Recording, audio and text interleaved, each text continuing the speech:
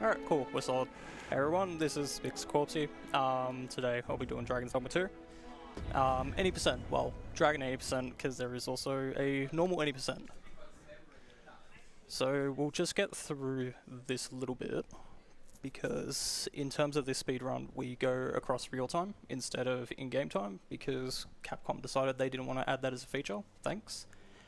So basically, time will start once we have control of our character. I've just got to take down a record of your name and face. Come on, step forward.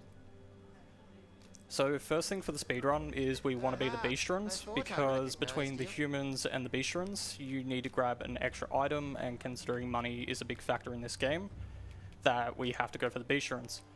In terms of vocations, we go for Thief, because we will be sitting for that for about 99% of the run. I'll just sort out this quickly. So in terms of usually how we want our character is we want them really tall, because the longer legs they have, the faster move speed they have. But in terms of that, we'll just go with this. And the lucky name we'll give him is just... Oh, can't even spell today. We'll just call him Joe Man, because why not?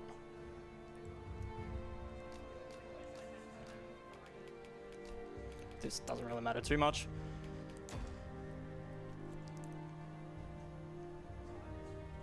I ill like that look in your eyes. Alright, so we will start time worry not. Come along, you now. So for the first 5 to 6 minutes of the game, it's very standard. We're just walking around. We're just kind of being around, being a slave for these guys at the moment. So it's nothing fancy here. You think we're an Arisen being the main character, but no, we're just working. Just going about our day-to-days, which is perfectly fine.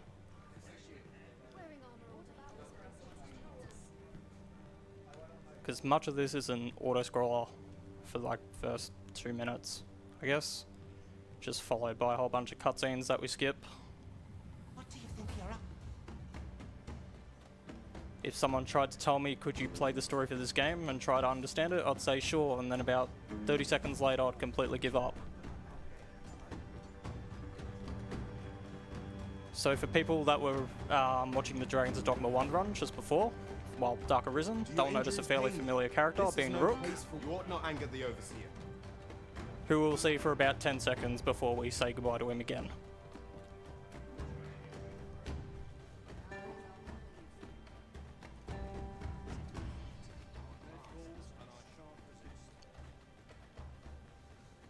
Time for you to get...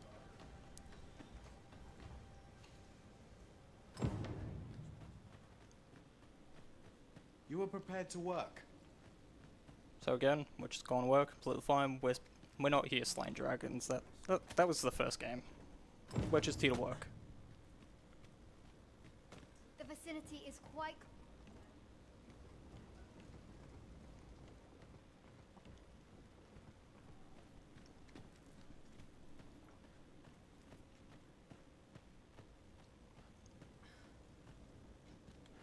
A job well done. What if? So considering that happens, maybe Joe Man actually is an important character after all. So this is the first quote-unquote tutorial boss of the game, being the Medusa.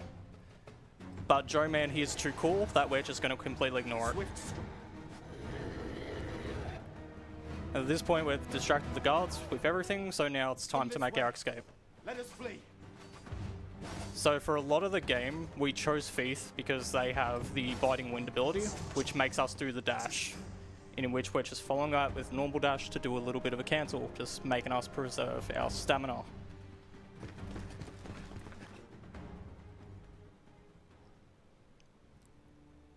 So we'll kind of just let this little cutscene play out just a little bit, considering I said we won't be saying Rook ever again after this.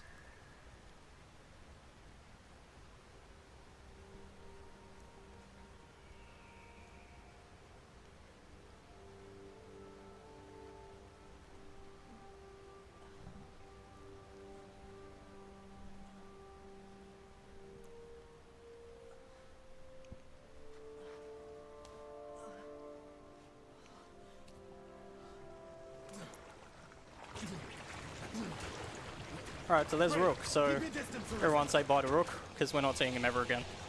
Worry not for me. The brine may swallow me whole, but I will not. Alright, that's cool and all. Let's get on with it. So fortunately with us getting attacked by a griffin, is the local camp has seen us and decided, hey, let's bring you back because you seem like the Arisen. The special character from Dragon's Dogma 1. So a lot of this is we're just meant to be going to places, and this is all you're going to be seeing for about 90% of the run. So we do a little skip here, because there's a mini cutscene that plays with the introduction of the goblins. If we just go a little bit to the left and just jump over the rocks, then we're completely fine, completely skips it. It's not absolutely vital, although I probably said that it should have.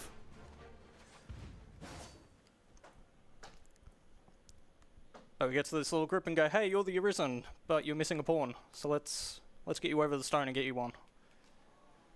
So thankfully our pawn doesn't matter. So we'll just choose the first one there. Doesn't even matter in terms of what he is. The only thing that matters is his inclination, and we make him a mage. So name, we'll just call him ASM2024 as well. Just keep it within the theme.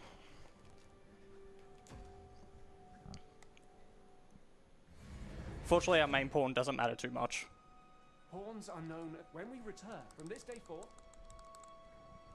You truly are the. Surely there's a watchhead with no one. Suppose we'll save any fun.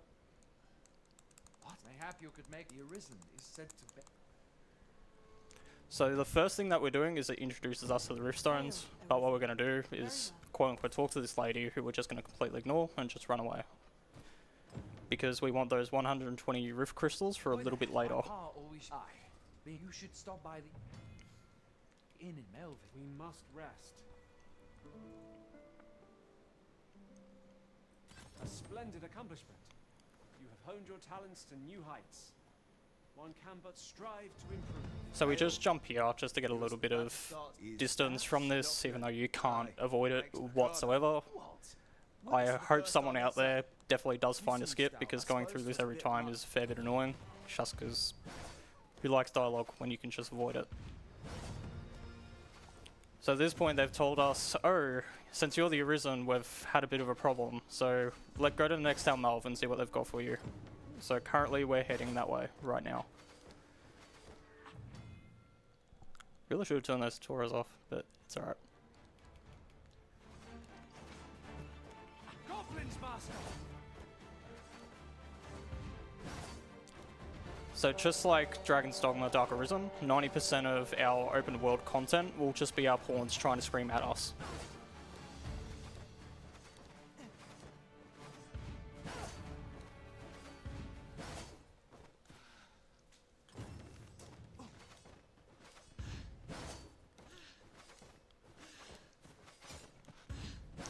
So usually with that pig there, that sometimes two pigs can spawn there. I like to call it getting pigged, just because when you're trying to do the biting wind and even just this dash attack, what will happen is you will automatically lock on to any entity that's nearby, including pigs. And especially when you're trying to go for a PB or a world record, as minuscule as the timer can go past, just because of it, it is still a pain, because it can lock you to keep going back into it.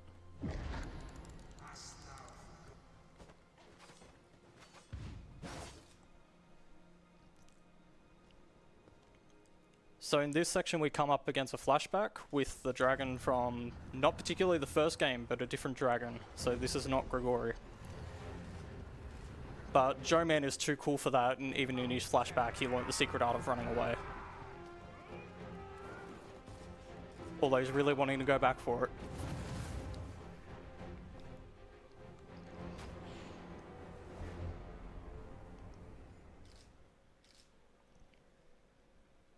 So fortunately we were protecting someone during that flashback, and they have taken us to their place. Just say, hey, you're the Arisen because you literally got fried by that dragon and you somehow survived. Thank goodness. This is the second time I've watched it. Pray, after all, I know you suffered for it. I'm sorry to hear that. A great many, but you must be special. But now they've heard that the actual Arisen is around, that they want to take us to the capital city. The ruler of Vermont. Because if the only thing I could tell you about the story of this game is that there's the whole overarching arc of story of there is 2 Arisens when history says there should only be 1. So what we do is we go to this Riftstone because we pick up 2 pawns, which we'll use for the whole entire run. So what we're looking for mainly, not you ASM, is we're just looking for any archers just to kind of help deal with what's to come in about a minute or 2. Oh, good. And the extra 10 minutes as well. So that's the only reason why we want to pick them up, just because extra firepower, because we're going to let them do the combat for us. Well, she told me all about him in your debt. Now, tell me, perhaps you already... Well, now, go on. Twill, if there is aught you wish to know, very well. But I shan't take up... I wish that pawn would stop blocking the door on me. That would be perfectly swell, instead of trying to get on with the speedrun. But nothing can stop Joe Man, not even his own companions. First and foremost, my thanks. Good. So here comes probably the most slowest part of the speedrun, is trying to escort Gregor. Just to this one gate that's right over there. And you'd expect, oh, he'd be pretty alright when it comes to it, but sometimes he really likes to slow down. So how we usually do this is we just grab him and we go. Because Greg is a bit too slow for our liking, so we'll just grab him and go.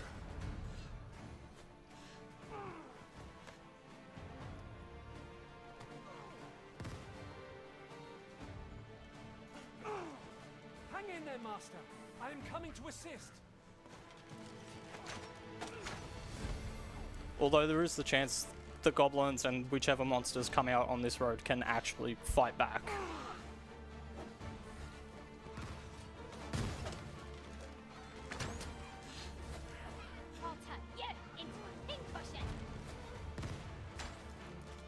So even though it is slower, we get really slow when we cap out our stamina all the way to empty.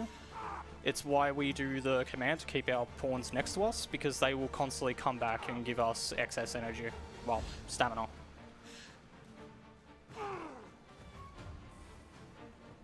So we're just going to deal with these ones, just because they can decide to pull Gregor back. Which is a problem because he needs to be out of combat to progress on at this said gate. Those goblins are actually in a decent spot, so we can just kind of walk on through while we're getting our pawns to wait. For now. Because we only need them to keep him out of combat with those goblins. What is that? A tower? Nay, a statue? We ought to take a closer look. So we'll give him about 1 to 2 more throws. Considering looking at my stamina, we'll give him about 1 more throw. And considering he's out of combat, we can just go straight to where we need to be. In which we'll just wait by this NPC. Because Gregor will walk up and say, hey, we need to open the gate because Joe Man needs to go to get to the capital. Who's that you've brought with an arisen? An arisen? It is uncertain. What? I'm well aware of if the claim is all's been arranged. And usually there's a whole thing of he'll come back to you and say the gate has been opened, but since we're right there, he'll just say it right behind our back. But in this case, you're supposed to lead Gregor all the way to a certain point, but instead we only needed him to open the gate, so from here on we're just going to go without him. He can find his own way to the capital.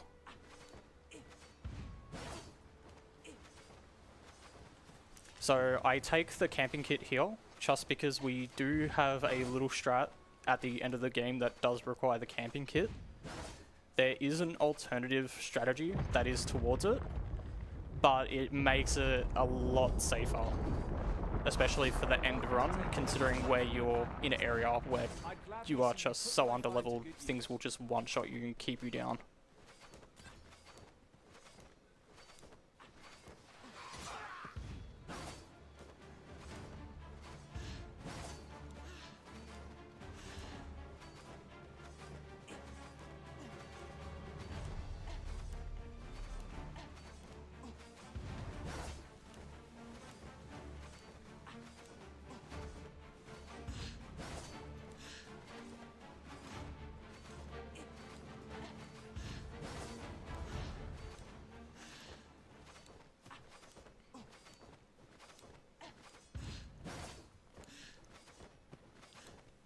So, looking at Dragon's Dogma 2, Dragon's Dogma Dark Arisen, I mean, they had the iconic fight of the Cyclops at the very start. This is basically where we fight our first Cyclops, but you see there is no Cyclops here. That is because he's actually in the rock, but we need to break down this river anyways. So we'll also say both hi and goodbye to the Cyclops that you're supposed to fight, because we're not going to fight him. No point. Haven't got enough time to fight him. So usual in a casual playthrough is you will be with Gregor at that point and his guards to fight that Cyclops, in which it gives you an item to get permission to go into the city. The clear obvious outlier is that we haven't picked up said item because Gregor's just never been there. He doesn't even know that Cyclops exists. So instead we're just going to walk up to the capital city and just say, hey, we want in, and see what result comes off of it.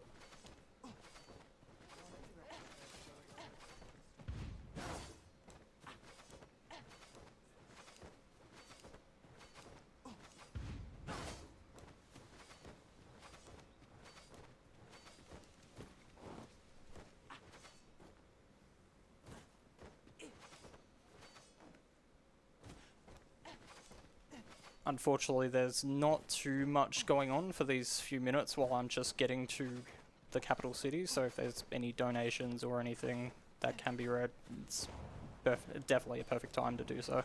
Yeah, of course. So we do have a $15 donation from FireXhead asking, is that the Corpsey? I'm your biggest fan. Thank you for that donation.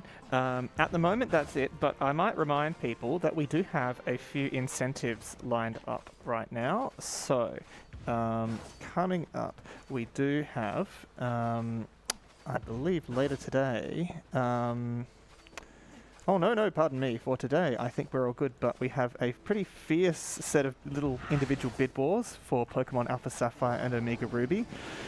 There seems to be a concerted campaign to name every single Pokemon some variety of Latios. If you don't like that, you should chip in. If you do like that, see how you go elsewhere. We have a karaoke incentive for American Arcadia. Noops will essentially karaoke the song Don't Be a Fool over the end credits. And we have a trick showcase for Hearthstone Blackrock Mountain. Super Kiwi 64 tomorrow afternoon as well is also very much in the running. So that's a goal to complete the Doomsday story missions. Quite a few more coming up in the future. Final Fantasy IX, the Blindfolded Necron Challenge, and more further off in the future. So we've got a full list of those. Just go to incentives.ausspeedruns.com and you can see if anything catches your fancy. Awesome. So we're actually coming up to the capital city now, while the first out of 2 capital cities we will be going through the game. We came across what looked to be a vendor before with their guard. It is actually a good sign that we saw them then, because they will most likely show up there when we need them about 10 to 15 minutes in, when we actually need them for a particular item that we need to finish the game with. Well, progress with the main story of the game. If you've an entry permit, nothing to show. So he doesn't like that we don't have any permit papers, we're just going to go past anyways. You'd think there'd be some form of tighter security and some punishment of trying to trespass the city, but no, we're Joe Man, while in this case, to them, we're the Arisen. The Queen Regent, I had no choice but to treat you as a pretty. Your anger is well justified.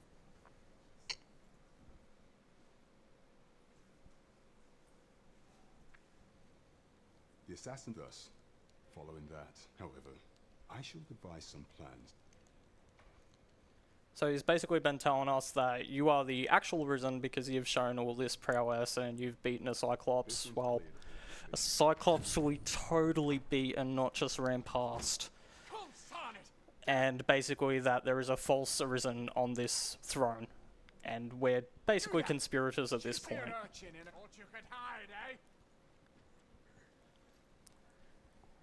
So with Captain Brandt that we just met, he usually gives out his main quests, who we see right up there. but he will only give these quests when he's in a certain position, only at night. So what we do is we just yoink him, and we'll just put him in that place anyways. As I informed you, Because for some reason in the coding they think regardless of time of day, but as long as he's in that area, he will just give you the quests. If your majesty is to be counted the citizenry, what say you? I thank you. The first is Trevor, next is Half-Fit. Finally, there is much we ought. You will need to I have attempted to do what that I could undertake. What say you, your majesty? I shall ensure that the door. There is much we ought to. Of all those who I refer to Wall many a time and many a time as our lord. So these 3 quests are actually main quests to the game, but in terms of progressing the main story, the only 2 that matter is the monster culling, which was the first option we picked up, and also this quote-unquote stealth mission that we're doing coming up. The third one that we picked up involving Magistrate, we don't do whatsoever, because we just want the key, which will allow us to get past dungeons, basically, in which we use to progress time.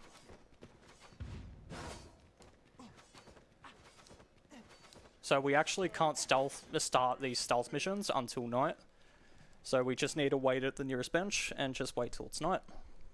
Although, I literally just skipped the night time, so I'm going to have to wait another day. I've heard some interesting tidings There we go. about town.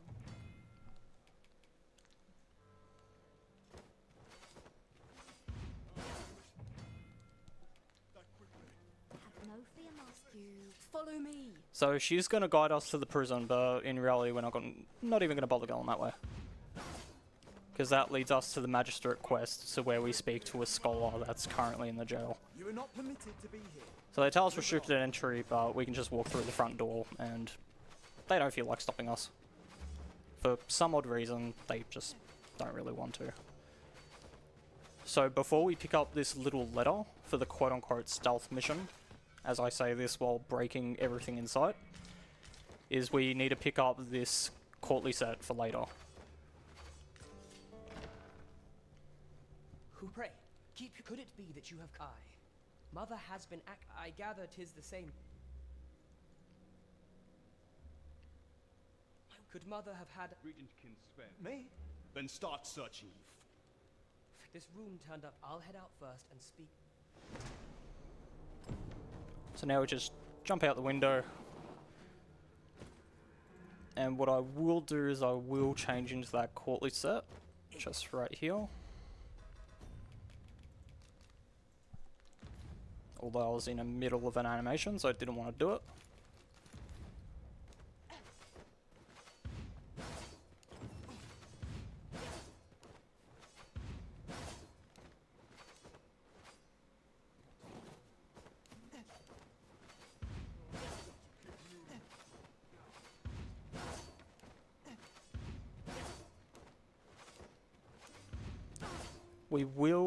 We won't go to Captain Brandt just immediately because we just do need to pick up a little item on the way. Which just requires to scale us, like this rooftop. Although this item is very important, so we need to grab it whether we like it or not. Which is the iconic Fairy Stone, which we would have seen in the first game, being used quite frequently. In this game, Fairy Stones, especially for any % dragon, is very tight. Basically, if you mess up one of them, you're going to be spending a lot of time. We don't want her. There we go. That's the right person. Let's have a look then. So we'll hand in the Diva's plot quest first. And then basically we spend this whole entire time just trying to do the monster culling. You have done well. What could the Queen Regent be plotting? But we do want to make a side thing and just kind of grab an item grab a few items on the way, which will contribute to our shopping. Yeah, asking for it.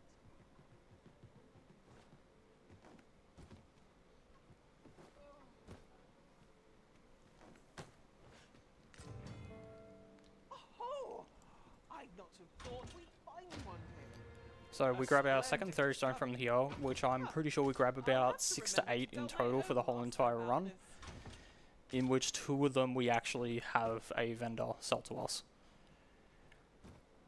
So right now we're just prepping for monster culling, Actually, no, wait a sec, I'm a step ahead. We're actually going to grab our second quest, which is a second stealth mission.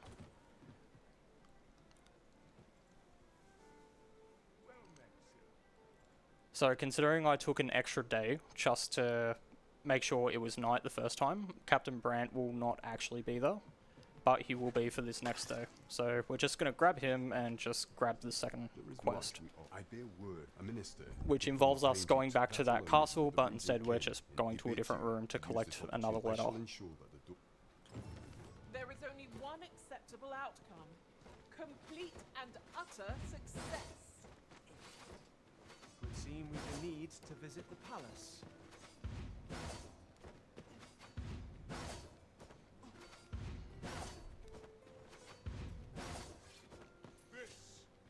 And we're just going to wait again, because we need it to be night, because apparently dust just don't really cut it. Do you know how long you follow me? But instead we can't go through the front door this time, so we have to go through the side exit that we just went through on the way back from the first stealth mission. Utterly contemptible.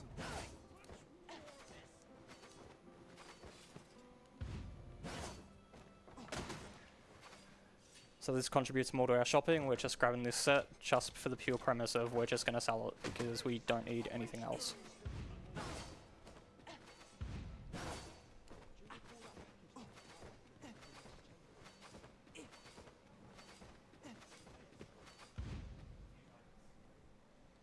Well, I would not however... Oh, perhaps... Oh, unwritten as if any... Now, if...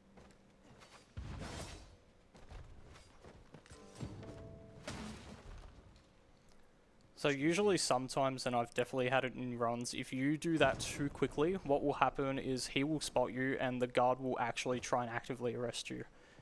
In which when you're trying to get through that door, the guard becomes really aggressive and he will just knock you straight to the ground and arrest you. Yours isn't a face.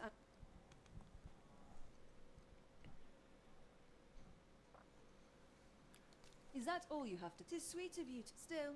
You are. Yeah, so about that character that we just met, honestly, I could not tell you anything about how she's important to your character at all. I guess she just helps you get out of that situation, but other than that, you don't see her for the rest of the game.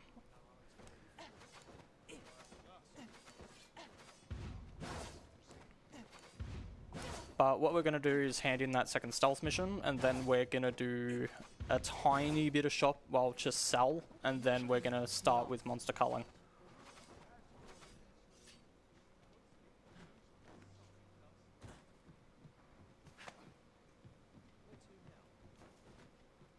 There is much we ought to tend to. I know this. Let me see.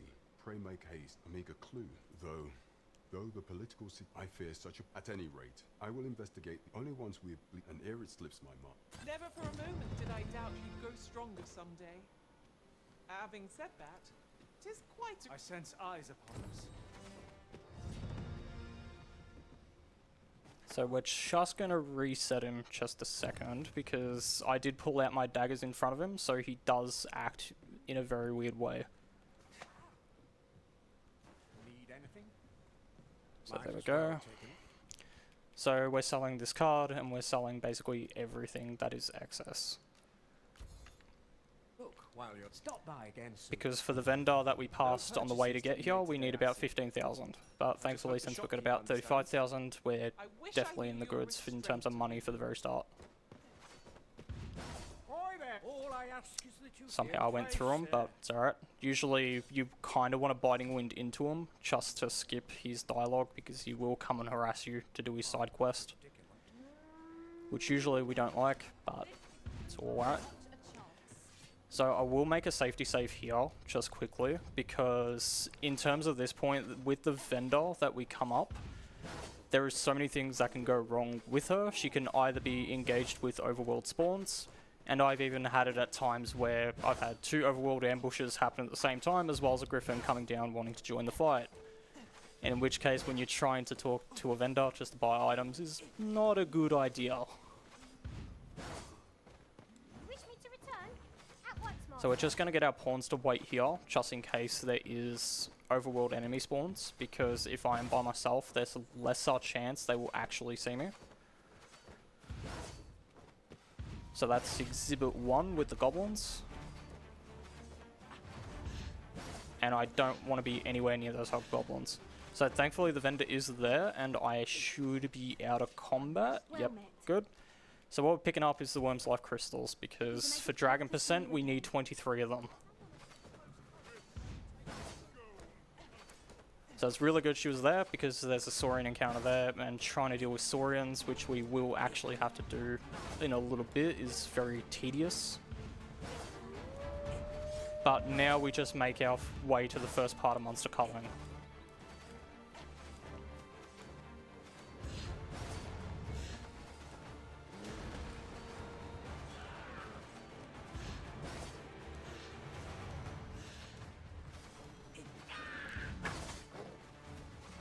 So I do want to be careful here, just because there was a hobgoblin, and for some reason a hobgoblin's jump can reach extremely far, like that far. And usually at this point, if you've got even a little bit of health missing, he will actually one-shot you, which will use your Wake Stone that you currently have just from doing the main quests, which I'd prefer not to lose right now, just because I do use it in another spot.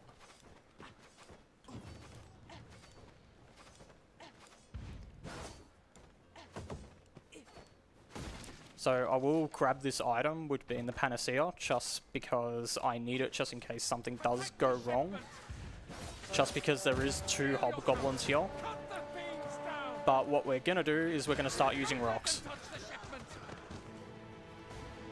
And also themselves. So that's why we want to keep that Panacea, just in case the hobgoblin hits us and nearly wipes out our entire health.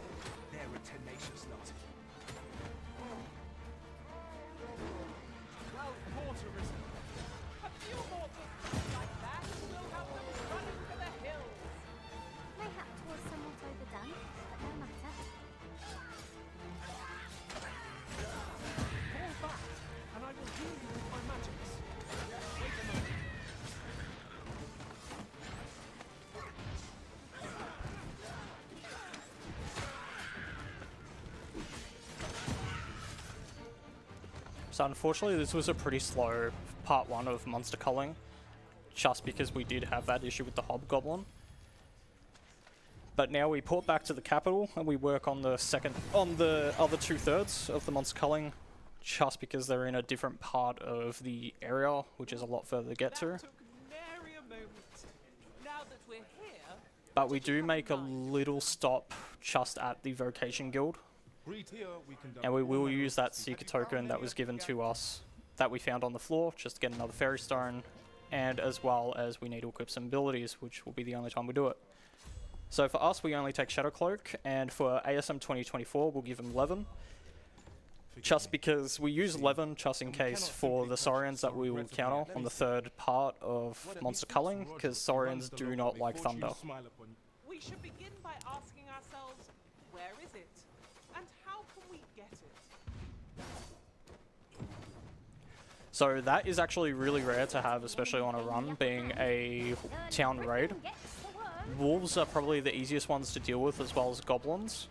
But when you get later on in the game, there can be occasional spawns of both Cyclopses, Minotaurs, and Dragons. Dragons being easily the worst, just because this game has the mechanic, if an NPC dies by any sort of means, especially to a monster, you will have to use a Wake Stone to resurrect them. So right now we're just going to head to Trevo Mine, which is where the second part of monster culling happens, in which we usually take a completely different route. On a casual playthrough, we usually take a completely different route to get to Trevo Mine, in which we would have taken left at that path there. But instead, we're going to go through the top of it, which will take us directly to where we need to be.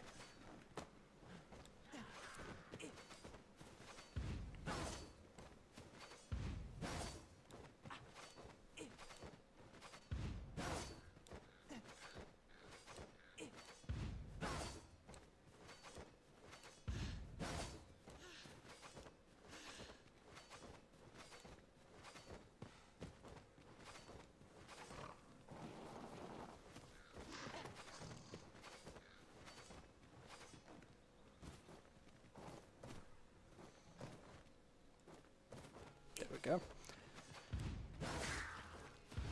Sometimes that whole ledge section does not like to play nice and will constantly keep sliding you back down, which thankfully it only did the once.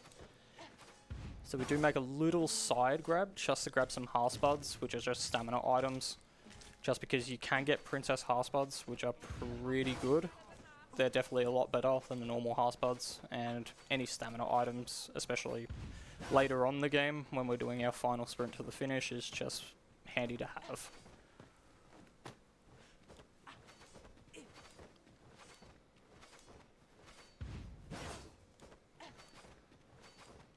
So we're currently at the top of Trevor Mine right now, so what I will do is I'll make a little quick safety save, just because trying to scale it down can kill you if you're not careful. Just because of that big hole just sitting right in the middle. And as we've probably seen from Dragon's Dogma Dark Arisen, full damage does not like to play nice, and it does it even further in this game. So what we will do is we'll actually use our Shadow Cloak right now, because the goblins here are currently fighting guards. Although one got me with a cheap shot, which is completely fine. One got me with an even further cheap shot.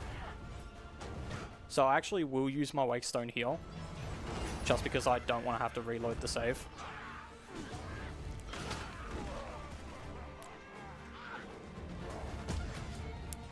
That is very bad.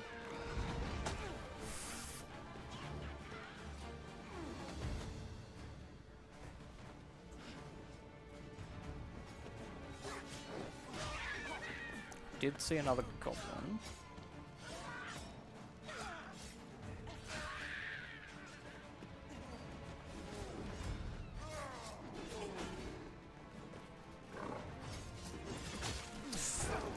And that's gonna have to be a reload. Unfortunately, goblins in Trevor Mine are very painful to deal with, just because when you're by yourself, especially. Because I made the mistake of not calling my pawns in when I should have, but thankfully we made that save. That, especially in old routing, we used to take the normal way, and it was just hell, because you'd spawn every single goblin that would be in that mine. Unfortunately for this one, I was just playing a little bit dumb and forgot my pawns existed. Which is fine, considering we saved up here. It's not really that much time of a lost. Now there's a worthy prize. If only 'tweren't so far away. Oi, you there! If it's a fight, give us a hand. Right, lend us your aid. Scatter the goblins!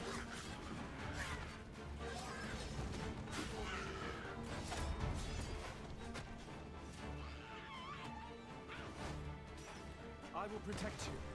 Thanks, guard, for blocking that goblin for me. Much appreciated. Thought they were on my side. Now, there's a novel idea. I've never seen my own master attack such a feat. So this is why we bring the mage, just so we can get some healing back, just in case we do get into trouble. But that is the second part of Trevor Mine's done. Monster Culling done.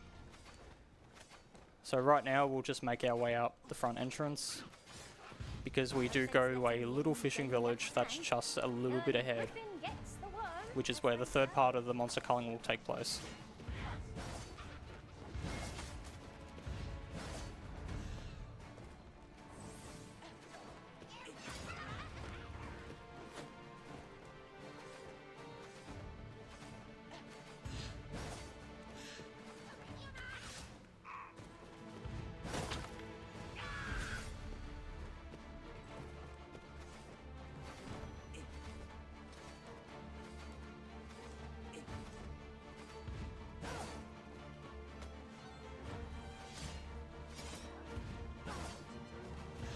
So this is probably the worst spawn possible, both getting pigs and some form of overspawn, which just makes it very bad for our Biting Wind, just because it will lock onto everything. You've resorted to challenging beasts to bouts.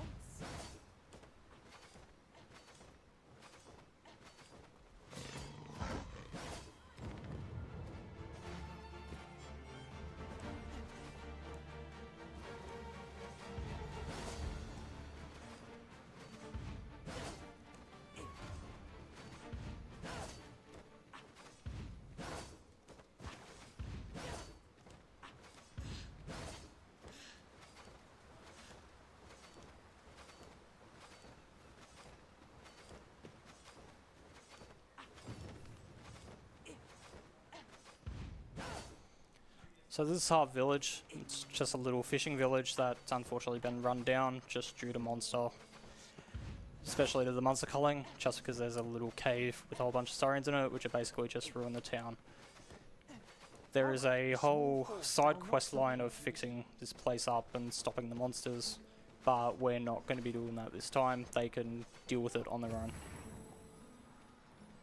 So we do need to come to the old Dragonfords village, just because we do grab a little healing and another fairy stone that he tucked away for special occasions.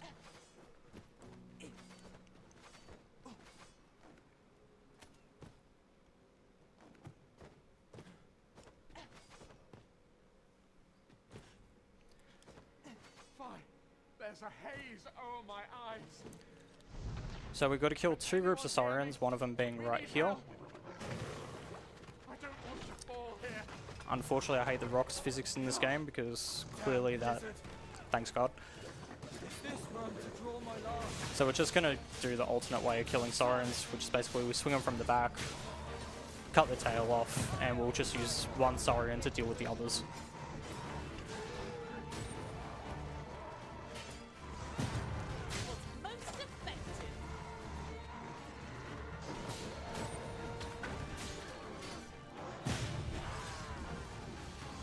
And throw them away for good measure.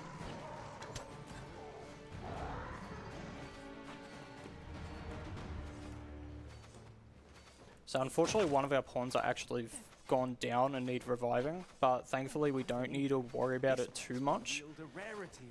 Just because it's good if we have 2 pawns and alright if we have 1 for a little bit later. But if we have only ourselves, then it's a bit of a time loss, just because we do require more than 1 person to be manning a catapult as for later.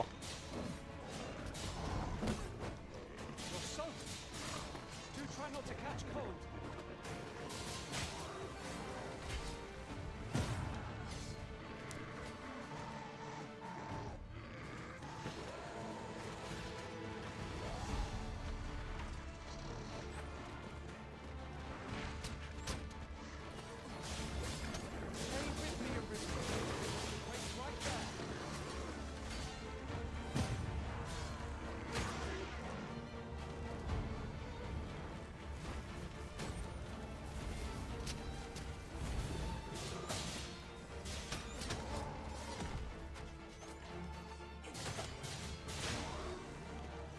Okay, so that's all of monster culling done. Honestly, it was a pretty bad one. That's about as slow as it can get for doing those monster cullings, especially with that death in the Trevo mine.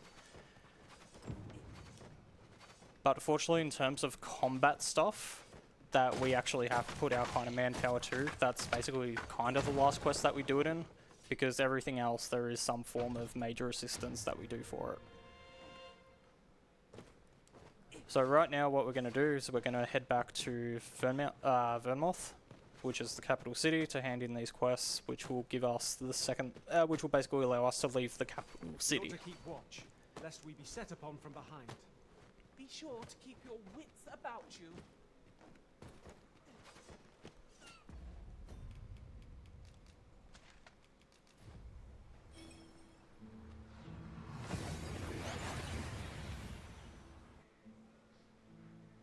We've made it then.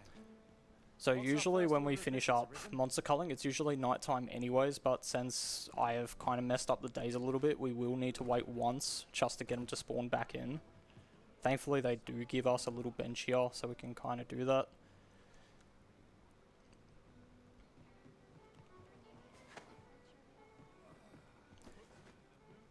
There is much we ought to. You've done a fine job. The number of those, should you continue. So he will give us another quest, which will be about the coronation. As a reward, you will of course. So he wants us to wait basically another day to talk to him. So instead we just grab him, put him back down, and for some reason that resets his dialogue to give us the next quest. Very well. The coronation is to take place. As to how Capcom didn't see that one, I have absolutely no idea.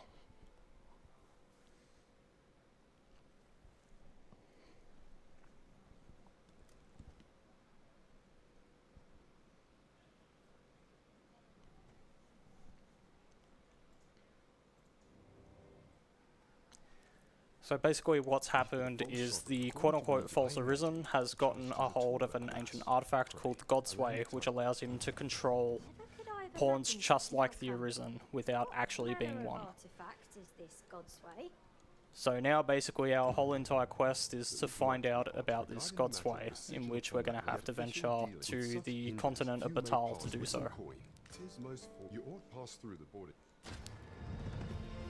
So right now we've got the permit, and what we're going to do is we're going to do a little bit more shopping, in which we're going to grab another fairy stone as well as some potions.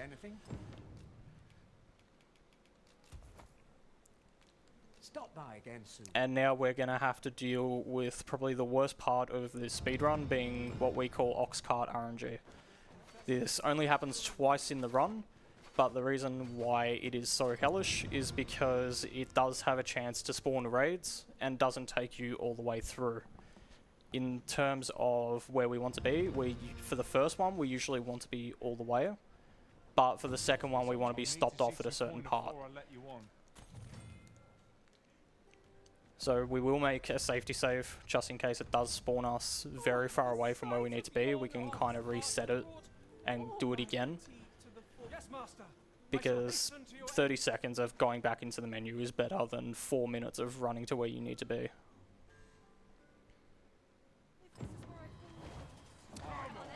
So this is not the worst spot because we're basically 3/4 of the way there. Usually in a run, if you get this sort of spot, if you're going for world record, then you would always end the run, because you do really want to be at the spot where you need to be. But in terms of this marathon, we'll definitely run it from here because it's not that bad.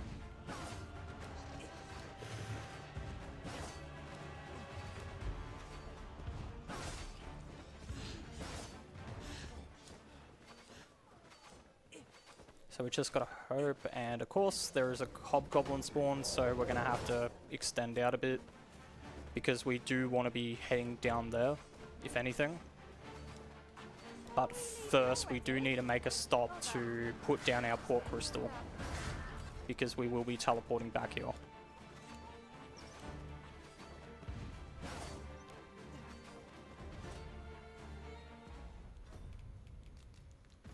Tis done, master. Now a ferry stone. Un can whisk us here whensoever we desire.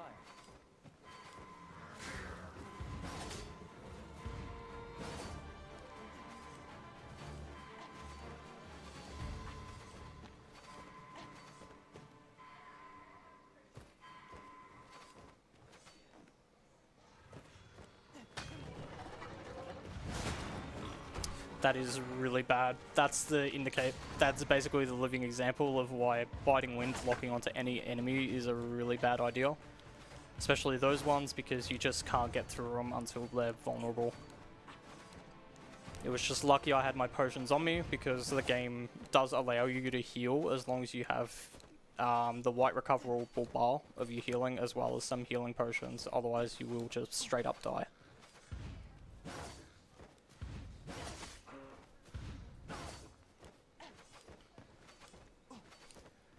So we are actually going to fight a dragon, but it's not the dragon that ends the game. So this is just a standard Drake, which we see fighting a Cyclops. You'd imagine that we'd take it out using all this starter gear, especially for the daggers. It's not the case. We're not going to do that. Drayman doesn't roll that way. Instead we're going to use something a little bit bigger. So we're just going to cut through this castle. And we're going to get our pawns to wait, because they can get one-shot by these skeletons that spawn in. And their AI really likes to attach to them for some unknown reason. But what we're going to use is this catapult to kill the Drake with. Just gotta hope. So that dragon's moving forward, which is a good thing, because we can't move it every single direction. And sometimes the dragon does not like to play nice and basically hug the inner wall, in which we can't shoot him. We would be ill-advised to proceed without light.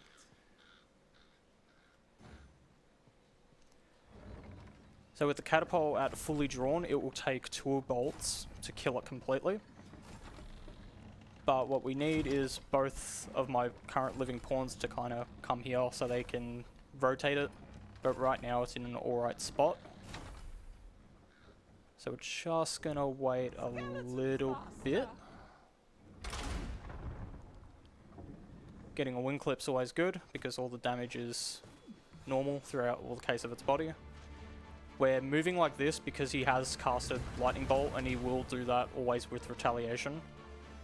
But he won't do it again until he's attacked. So we're just going to go for another catapult. Kind of let it cook up. Because for some weird reason the dragon likes to stay out of combat even though we've thrown a crossbow at him. Leave it to me. So we're just going to wait. So right now he's in a really bad spot because we can't get to him at all in this current state.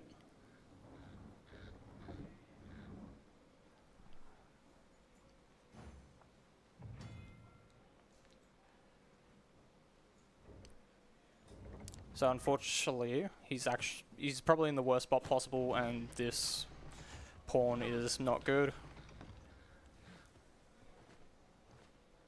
Sometimes the AI likes to be a bit funky, but even then, still, he's in that dead zone of the catapult where we just can't reach him at all until he moves back. Which unfortunately, this sort of thing can actually kill the run or any sort of PB time, just because that Cyclops is right there.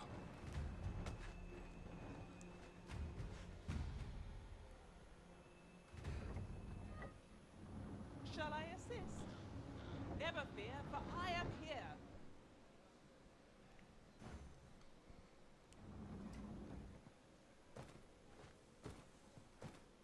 Yeah, so if there's any donos, this would be an actual opportune time to do it while the dragon does not want to play nice with me.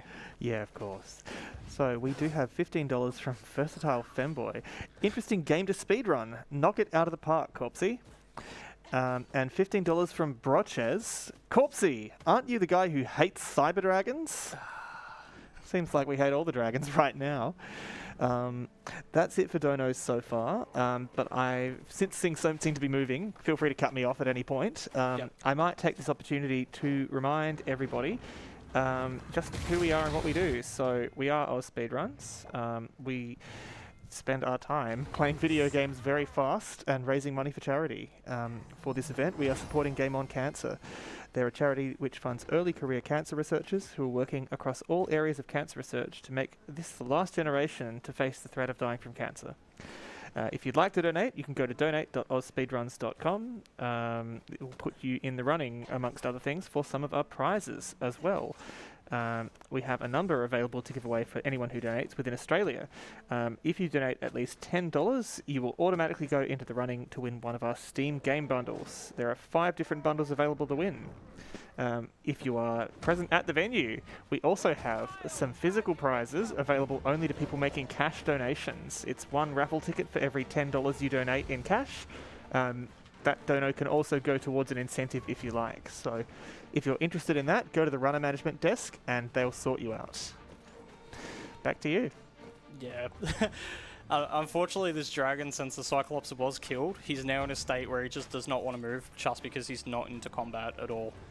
So it's still on the premise that we cannot reach him. What I'm probably going to have to do is go down below and actually kind of just attack him a little bit, just to kind of get him to start moving again. I cannot let myself be overcome. Or we can just restart the save apparently, because it's just really bad.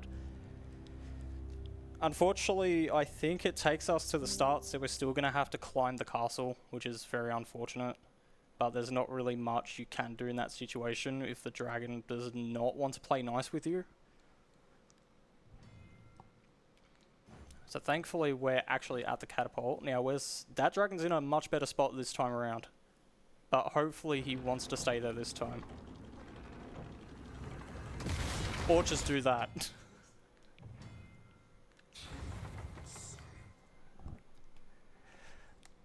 We're just going to reload that again, because I'm not doing that wake stone right there. Just because, as we saw just in about a minute or 2 ago, I went to another catapult, but we were assaulted by hobgoblins, in which we just don't want to deal with, because there is also a Cyclops there.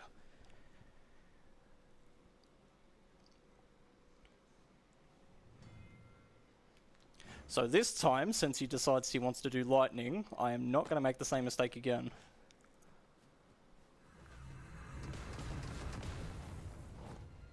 There we go, now we should be free. What a view! I cannot say no to a short repose hereabouts.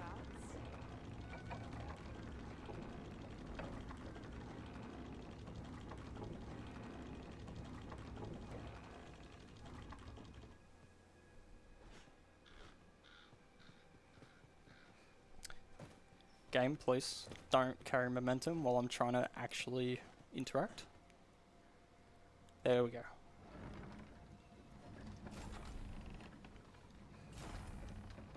Shall I assist? Leave it to me. Yeah, outside of this blunder, I definitely would say that any percent dragon is fun to run. You just kind of have these sorts of moments where the game just says, nah, we're not going to play nice today. And he's definitely the cause of it.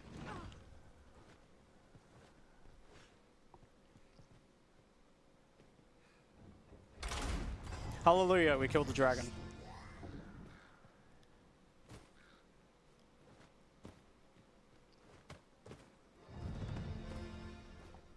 That is bad already. No. We'll use that wake stone.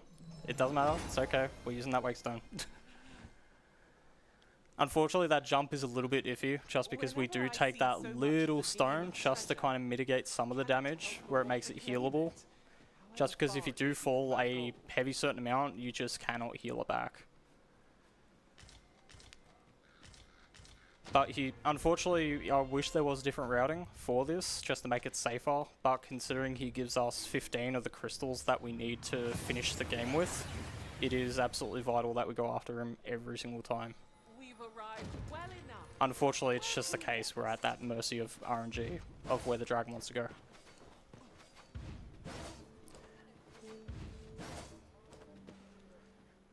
But thankfully we're at a little point called Checkpoint Town, which is basically the border to get to Patal. The only way you can get through there is through the permit that we've gotten, as well as you can also just sneak into a merchant cart and just kind of smuggle your way in. A merchant. Go on. So we're just going to give him the pass, we're going to get our remaining pawn to wait.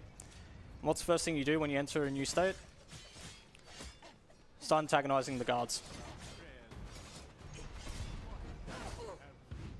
Because the first thing we want to do is get arrested. So thankfully, relatively quick arrest.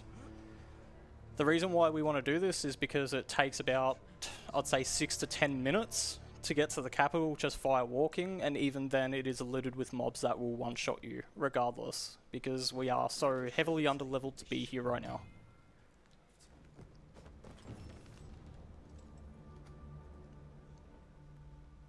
So we're just gonna mosey on through. They don't care that we've just broken out of jail and smuggled a key. So the only thing we really need now is just our daggers. We don't have to worry about the armor that we were wearing before.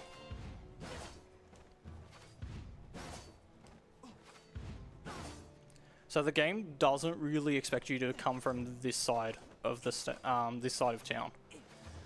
So some things will play really funky, but we do make a port crystal here because we will be teleporting back here quite a few times just for the remainder. Gather materials here, Master. Can we really afford to carry more?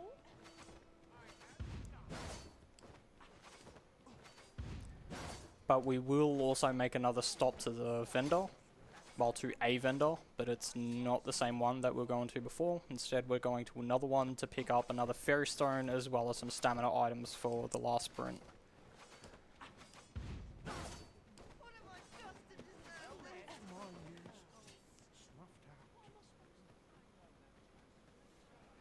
Oh, Welcome. Dear? Oh, apologies. So unfortunately we can't skip this at all because it's just him. As soon as you speak to him and buy an item, he will tell you about a side quest that he wants you to go and do. Apparently something about reading a very dangerous book, something that's we don't care about. So usually we're supposed to enter through the front door, but instead the Pathfinder knows that we're here, so he's just like, yeah, alright, just come from the back, it's fine.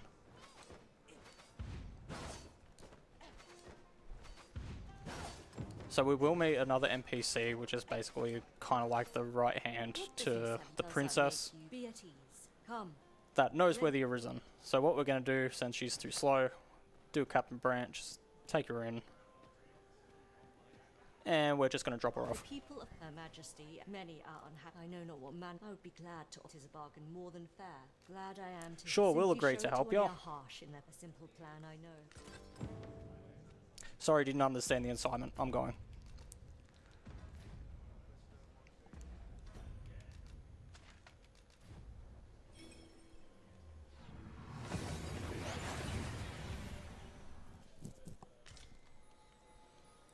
So there is one more kind of monster spawn we kind of have to avoid, but it's mainly just due to if we are fast enough to get through it. Just because we do have to meet an NPC now called Ambrosius, who will basically lead us our way to the Godsbane Blade, which we would have seen in Dragon's Dogma Dark Arisen. But instead, for some reason, he knows where it is and we need it.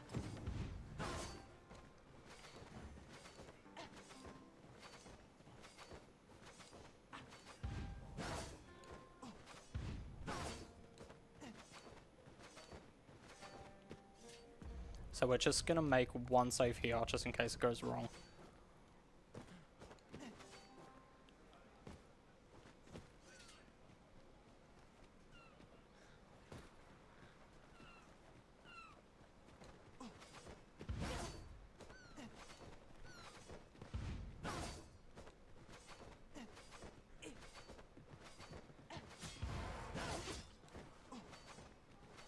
So there could be the chance they've aggroed, but I doubt they have. No. Alright, we're good. Is that all? Still, I expect I'll find a So we can see over to the left, these are the things I wanted to avoid. Just because once they start getting into combat, it means we won't be able to speak to him until they're out of combat. See you, dude. Oh, wait, never mind, he got dropped. So basically what we're doing now is we're just trying to find information. So we're going to speak to the Dragonforged, which is just up here, and then we have to make a visit to the Oracle.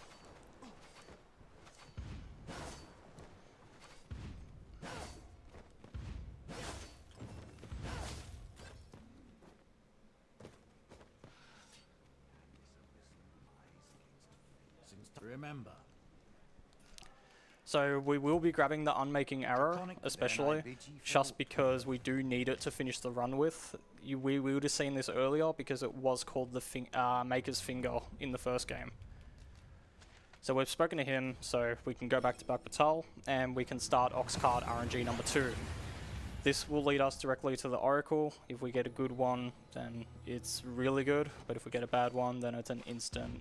We either walk it or we reset it, because it will always be during the night when we get raided, which means a lot more enemies will be spawning. And especially with mobs that can one-shot us, we don't need any more than necessary.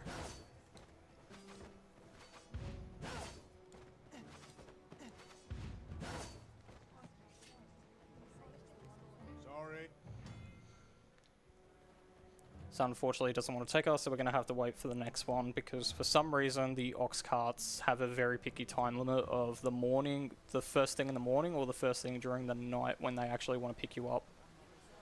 This ox cart can't let you on until you've paid.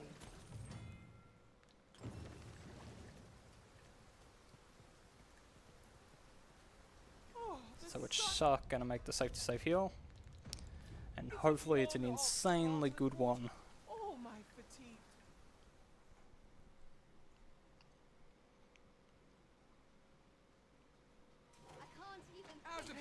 So we'll just check. Alright, we're at a really good one.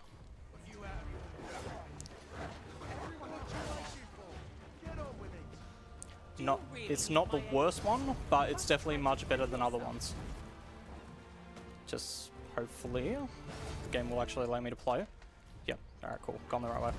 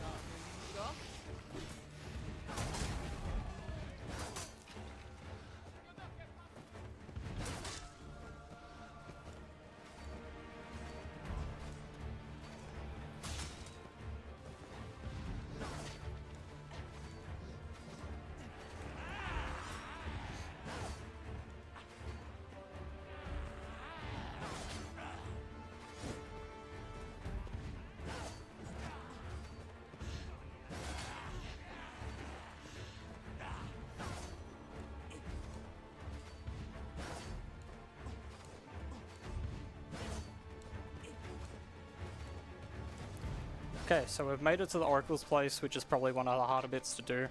And definitely a run killer just trying to get to her, just because of that ox cart. Usually one of the spawns you can get is parked up right where that crossroads was that leads to her. But even then, in a run, if you got where I got, you'd rather just run it instead of kill the run. So instead, now, we are actually going to go back to the old Dragonforged, who we saw at that fishing village. Just because he has the information that we need.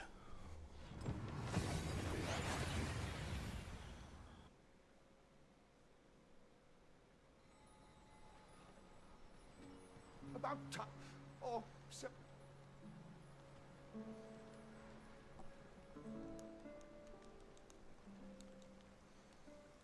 Ah, good.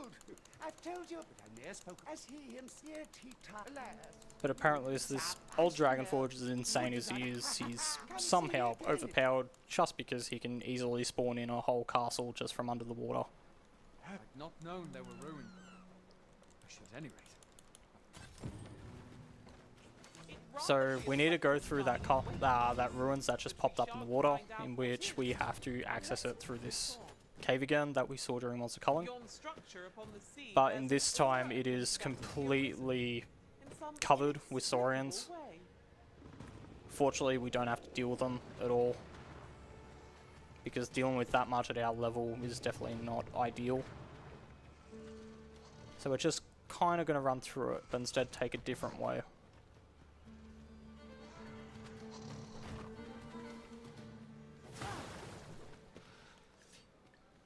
Fortunately, those ones don't hit as hard.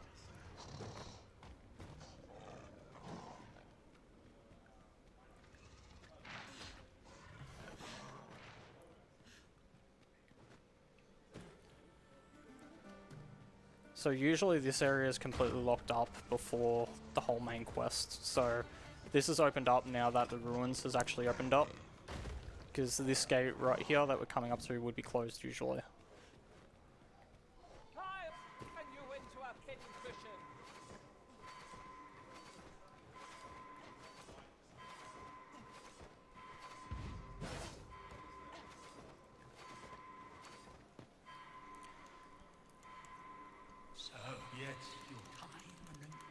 So basically now with the old king, who was the one that basically had the God's Blade.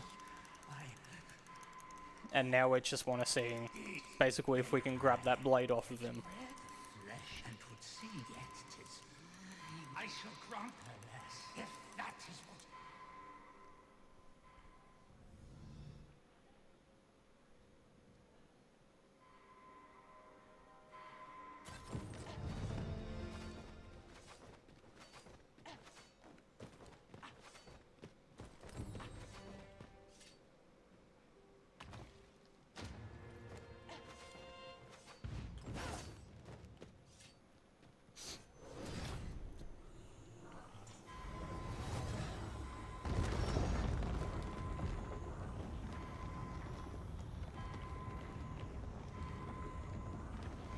Yeah, so fortunately at this point, now that we've actually got hold of the God's Blade, it's basically we need to go back to Ambrosius and just kind of empower it so we can access the final area of the game according to Dragon Percent.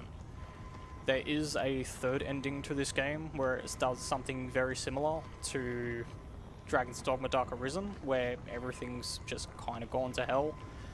But that requires us to kill the dragon with the God's Bane, but also to go through a whole limited time area in order to change the cycle. But in this case, we are definitely not doing that, because that will add about another hour and a half to that run, which is definitely something that's... yeah, it's not a bad run, but it's, yeah, not preferable for now.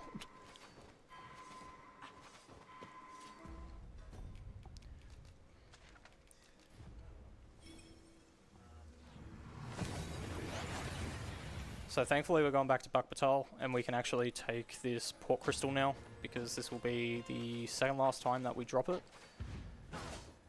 Because we will not be teleporting back to this area.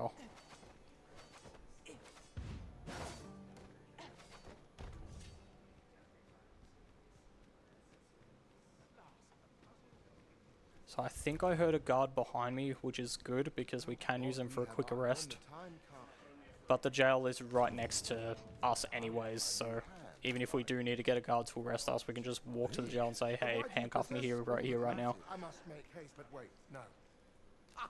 So this is where the crystals come into play, because Ambrosius needs 15 of them to empower the God's Bane with. You've returned. You yet he? I shan't delay.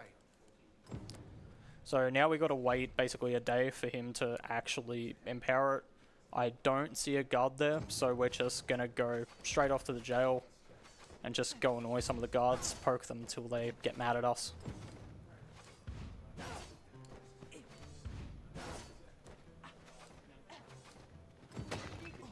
Because apparently Joe Man likes jail so much that he just wants to go back.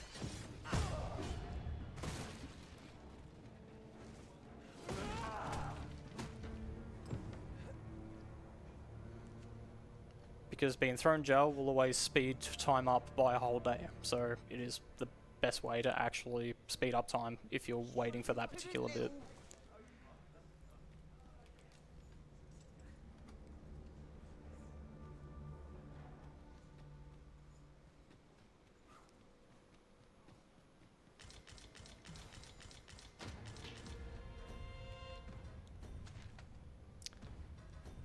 So we'll grab our daggers back just because we do need to have them equipped so we can do our whole fighting wind.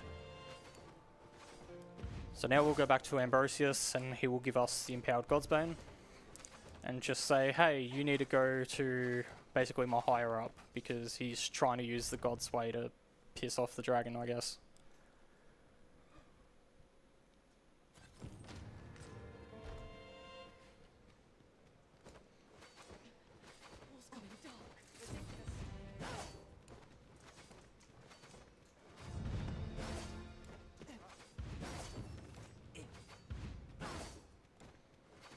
But thankfully, for all this is basically no more combat at this point at all, because all it is we're just running straight to the finish.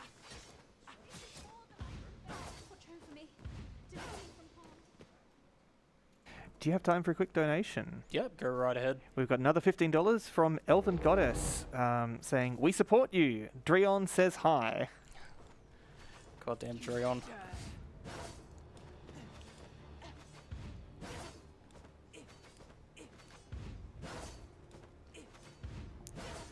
So we actually are coming up against another boss fight, who we call Talos, but we won't be seeing much of him, unfortunately, just because it is extremely slow to deal with him.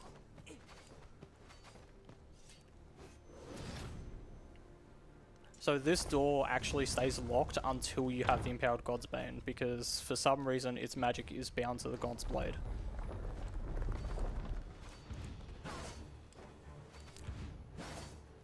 So with the whole Talos boss fight, it is extremely slow to do it, just because he does rise out, and you basically got to wait for him, just very slowly walk all the way to the destination. But in this case, we're just not going to deal with it, and we're just going to let him to his own devices.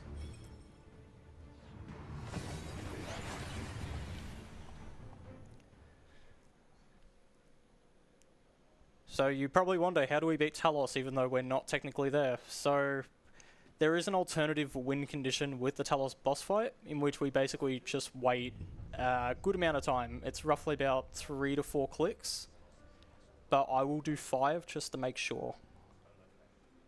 So this is actually fine. Usually it's about a day's cycle worth, and then since we have no more fairy stones, every 3 days the vendor will actually reset his stock. So we'll get that fairy stone, and that will be our way back.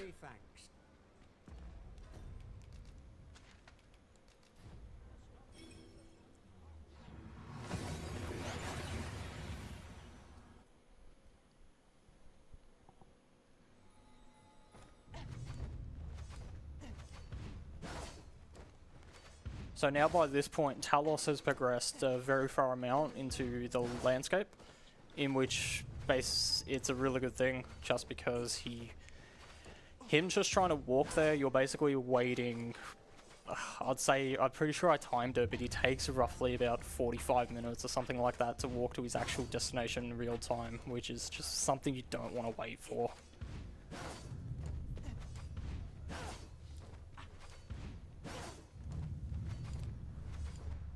But where I was mentioning the final sprint of the game, this is basically what this is you're not coming across any enemies anymore, and you're just trying to sprint the whole way right to the finish.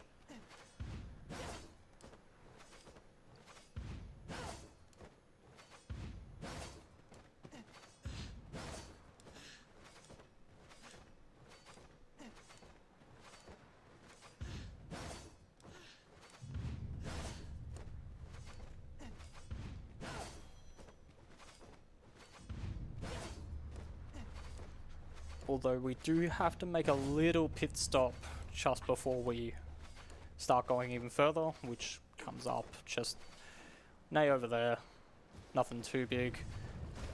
Nearly just skipped in the water. That would have been a really bad thing, just because it does pull you in and it will reset you to the nearest location, which is just time loss, unneeded time loss. But the pit stop in mention is we actually use that camping kit that I picked up at the very start, just because we do a whole day cycle of waiting while we're in Vernworth, so we can pick up that extra ferrystone, and then we rest one more cycle with the camping kit.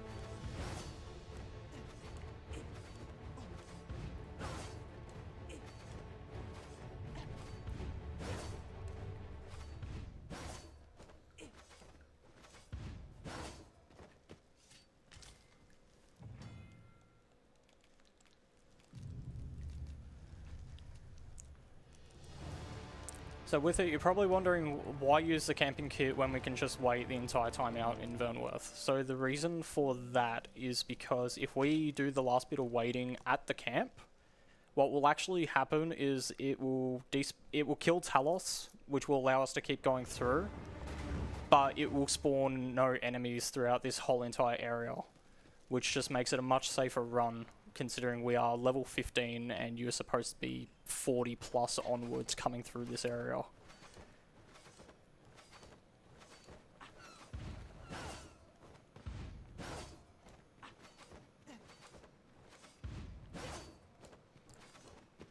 So now in this case, it's just a final sprint to the finish, in which there is a little another pit stop. I kind of lied about that one, but it's alright.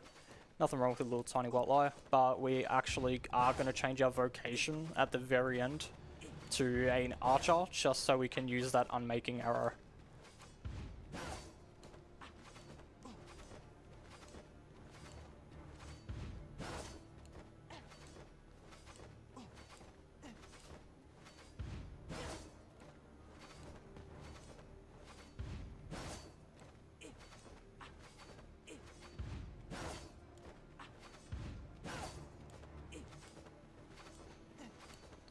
So that thing that just dropped right over there, I like to call it Talos' finger, but instead it's just a stake that just was attached to him and just comes out whenever he's attacked enough. So obviously they've attacked him enough to kill him, because that's usually what happens if you decide to wait him out, but I just call it his finger. Looks like one, why not?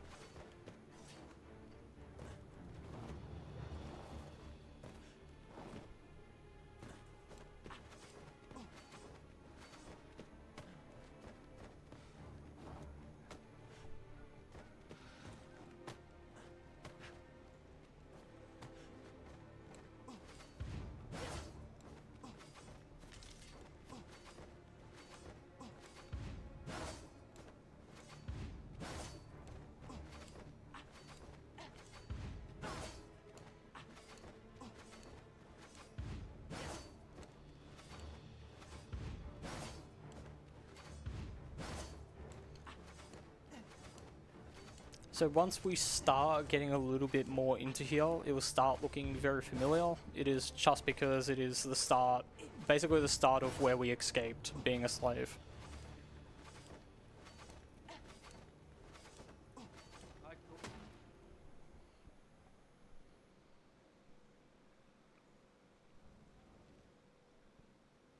So we'll do our quick little vocation change here. If you seek a bed and leave the coin, 'tis yours. Okay. And asked. Glad to be of service.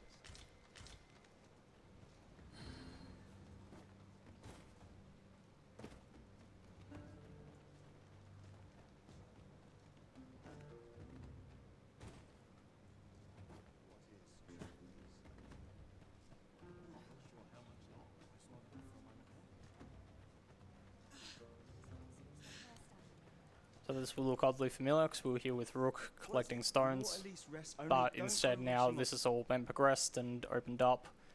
So that just used to be a stone wall all out there, now it's actually a whole tower that's been revealed now to us, which is basically where the dragon, the enemy of the Arisen, is now currently residing. But we do have to beat Phosis, who is the grand major antagonist of this plot for some reason. Basically, we have to beat him first.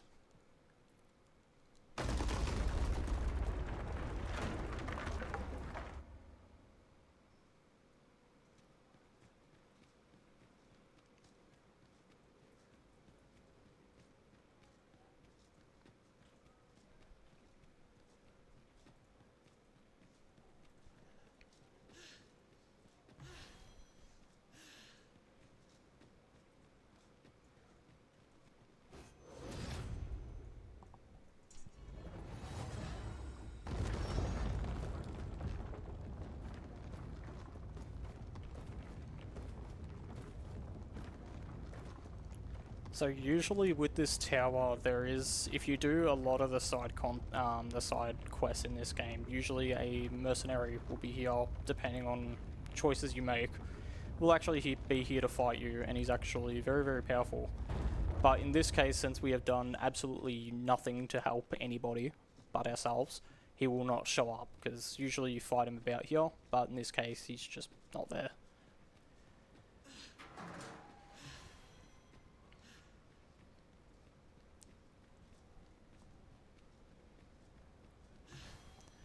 So we're nearly about to see the dragon in about 30 seconds, because he's just around this corner, just as long as Phosis hasn't beaten us there. That's the one thing we can really ride on. Unfortunately, I do want to keep this stamina, because I do need it just as soon as I get in here. Oh no, bugger, Phosis has beaten us here. Oh, by the way, I forgot to mention the false Arisen's here. If you remember that plot from about, I don't know, a good 40 minutes ago. But no, we just run away. Again, we don't need to bother. Oh, cool, but it's a dragon, alright. Almighty powerful being, we've worked about a good hour to work up to this. No, he's just dead. It's fine.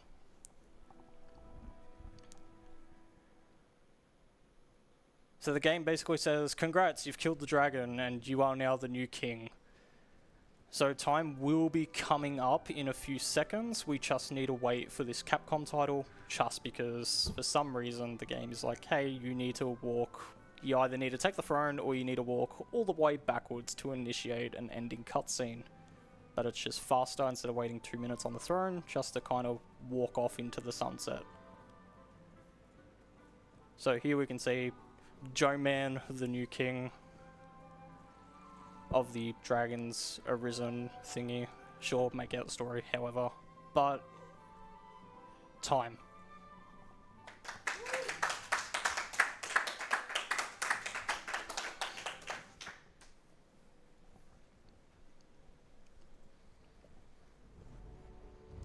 But yeah, that was Dragon's Dogma 2. Hope you all enjoyed it.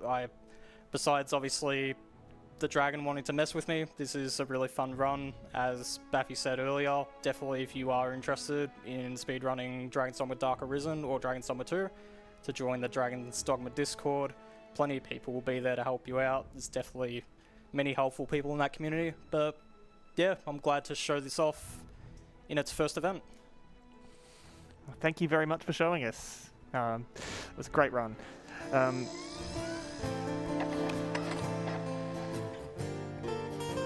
yes, that was Dragon's Dogma 2. Really nicely done. we are a little bit ahead of schedule right now, so hang tight. Our next run will be Jet Set Radio Future, any percent. Miku DS will be handling that one. Until then, I would like to take this opportunity to thank our sponsor for this event. So, AusSpeedruns does extend its gratitude to MSI for sponsoring ASM2024. MSI Computers stands as a global powerhouse in gaming and content creation, reaching across more than 120 countries. They're renowned for their cutting-edge products, including laptops, desktops, graphics cards, monitors, motherboards, peripherals, and more. MSI works closely with the gaming community to optimize product design, embodying their commitment as a true gaming brand. Thank you very much.